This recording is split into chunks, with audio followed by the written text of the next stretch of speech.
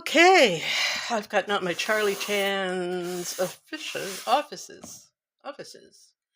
Inspector Police Charlie Chan, giving a new view of it today. I love this board.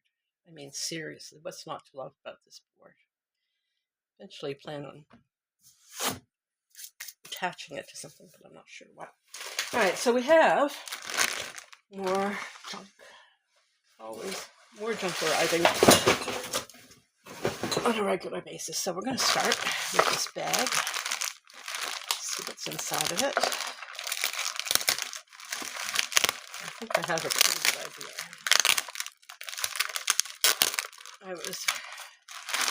Oops, there's things inside the thing.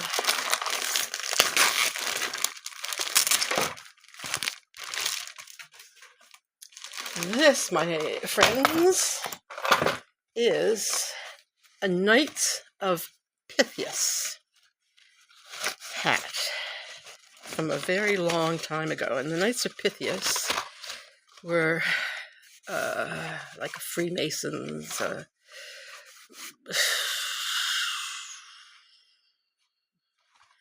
Freemasons, Knights of Columbus, you know, that kind of thing. And I've always marveled that they chose the name the Knights of Pythias among all the possibilities that they had to name.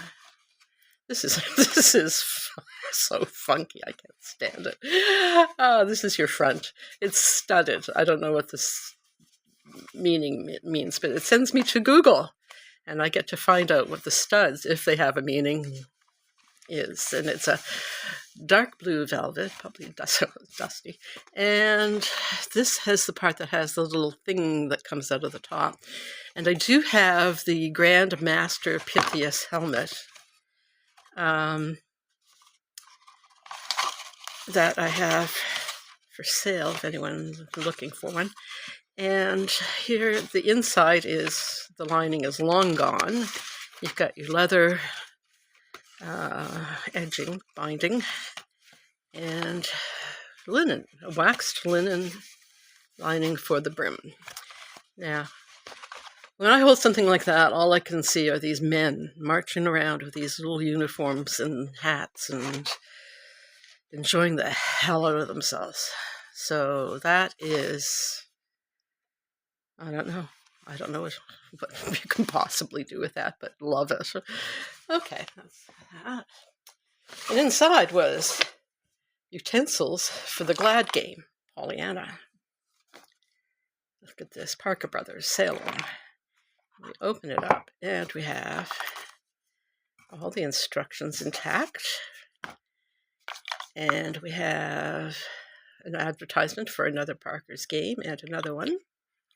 Oh my. Can you see this? Look at this tiny little bone. It's made out of bone. Dice. Those are worth a lot. You just don't get tiny dice like that. And then these little markers are quite exquisite. They're cardboard inside a brass frame, those little tokens, and different colors. Obviously, you put them in the matching doodads and shake them and throw, maybe with the dice, I don't know. Anyway, reading the instructions will give me all the details that I do need to know to get my friends over and start tossing with the Pollyanna game. Just a little bit more. The Glad game. Boy, do we need that. For 2, 3, or 4 players. Well, I think I can round up that many. All right, so that's pretty special.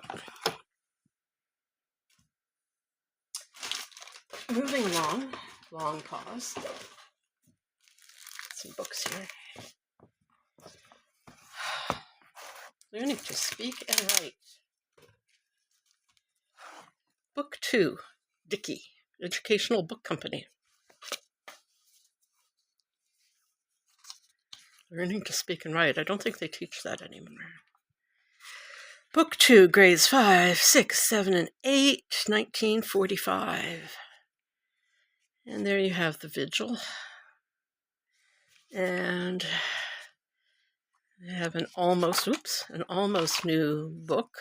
It doesn't have any markings or whatever, and is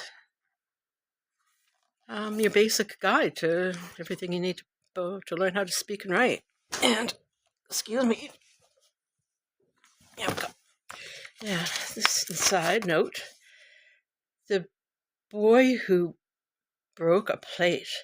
I remember one Saturday afternoon of a boy who broke a plate. He was told not to go near the pantry, as he had broken a plate before, and was careless and forgetful. While his mother was out, he crept in and headed for the cookie jar. In his hurry, he broke a plate. Smash all over the floor. His mother caught him and gave him a good spanking, sad but true. Wow. And that's on the Royal Canadian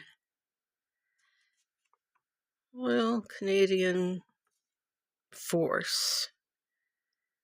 Probably Air Force, I guess. Piece of paper. Well, the book's great, but this, life is good. Ooh, look, the Texas Boys Badge Book. Okay, have your own. Have it your way. All right, Texas Boys Badge Book. And look, badges. Canadian Standard Efficiency Training for Texas Boys. I don't know what a Texas Boy is. CSET. Look, they're going to answer my question. For a number of years of the program of Canadian Standard Efficiency Training, many thousands of the keenest of Canadian older boys have been developing into citizens who will someday become leading businessmen, agriculturalists, professional men, manufacturers, and statesmen throughout the land. Well, I think they're missing out on a whole section of society that they ignored for way too long. But here we go. We've got things that, I don't know if these were the badges for Texas, is the thing, but I will be finding out. They don't look like... Oh, the Bronze Cheerio Award. Oh, my Lord. So, yes, these are really great for the little eyeglass case art pieces that I make that I've mentioned before and will do a video on. And these were probably some of the big moments of this kid's life when, he went out there and he got all of this cool stuff to show everyone he was going to be a leader. What more can you say? So we'll put those away with the book and have a good study of those later on. And this is a great way to learn stuff that you never would otherwise. Texas? Okay. Oh, look, there's a price. Self-analysis blanks for 5 cents a piece or 36 cents a dozen. I'm telling you, they don't make stuff like that anymore. Okay, so reaching back into the bag. Well.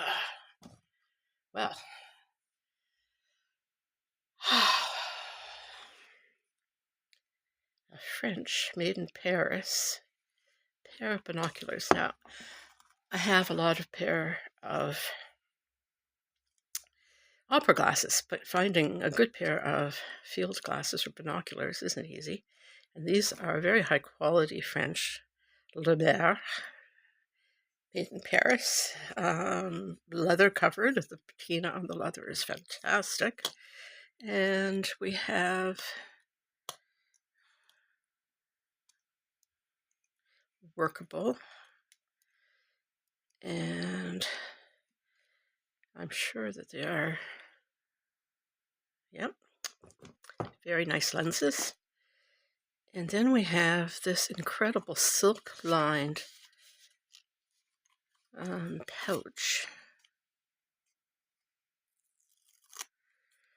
with a little handle that has been used so much that It just won't hold together anymore. Actually, I could fix that if I wanted to, but that would be wrong. I see people fixing these wonderful old rough items, and I think, what a shame. It took years for that to happen. So you won't see me doing that, although I do polish silver. Look at that clasp. Wow. That's a clasp. Okay, so we have those. Oh, now these I absolutely love.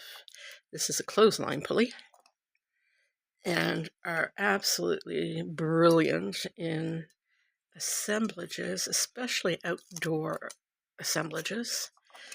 And since I have a little more than an acre of going crazy property, it's a lot of fun for me to put those out there, and it will be another video. Pulleys, love those. Love those. Oh my God. Look at this. Look at this. This is a copper and tin oil can. And wow, if that was shined up, that would be incredible. It's been soldered together in the most wonderful way I can imagine. I mean, I thought my soldering was pretty chunky, but this one's really got some lumps. And of course, it's a funnel. And yeah, no, that's pretty much what we can say about that. Don't know what fell, but it's heavy. Ooh, now we're talking. Look at this baby. Can you stand it? I don't know what she's from. I really don't. But she's got holes in her, so she was attached to something. I'm sure it's described in the auction write-up. Not. The guy who sells this kind of stuff really doesn't know a lot about what he's handling, so I tend to get things pretty reasonably. So there's a hole there from her head, and there's 2 holes on her feet, and there's 1 hole back here that does not go all the way through. So it was mounted on something, against something flat, and something came out of this. She's unbelievable. I don't know if she represents a particular heroine of some kind, but I will be putting Google to work. It's very heavy. Very, very heavy. I've got one last bag in here, and I don't know what's in it, so we'll both be charmed when I get it open.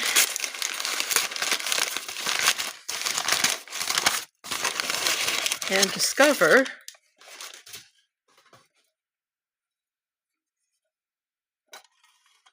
oh my God. Look at this. Look at this rust pattern. Look at the colors in that.